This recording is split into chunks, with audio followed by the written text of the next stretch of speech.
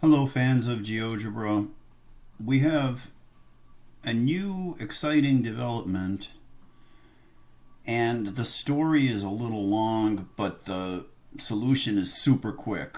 So, this is a short video describing a buckling problem, a stability problem. So, here we have an unusually configured structure, but there's a reason for this.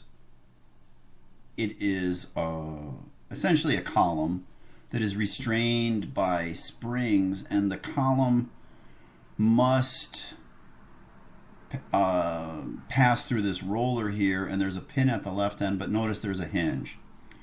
So what we're looking at is the buckling load, P, that would cause this instability to occur.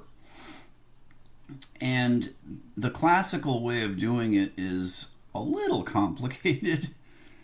We take the first derivative here, and then we look at the second derivative to see whether that second derivative is positive or negative. And if it's positive, we have conditional stability, and then we have, if it's negative, it's an unconditional instability.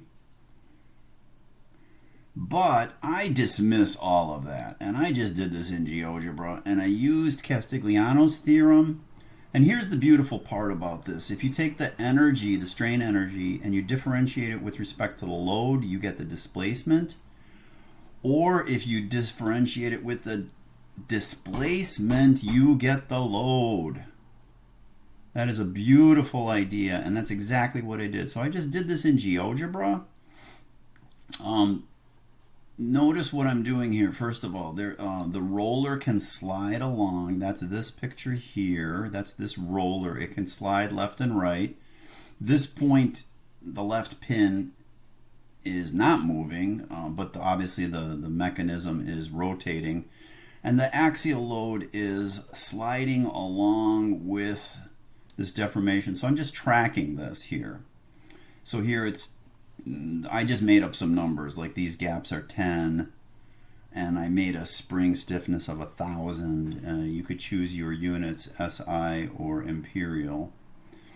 And I'm checking the displacement of the springs. And the energy of a spring is 1/2 K delta squared. The reason why it's 1/2 K delta squared is that load is gradually increasing as the spring is deforming. That's part of the long story. Oops. Then what I did was I just perturbed this to be super small, like essentially just breathing on it. And here you see what happens, and kaboom. Oh my goodness. I get the answer. You know, and I pass, there it is, there's the answer. I asymptotically pass through the theoretical answer, and I dismiss everything as a purely geometric solution linked to Castigliano.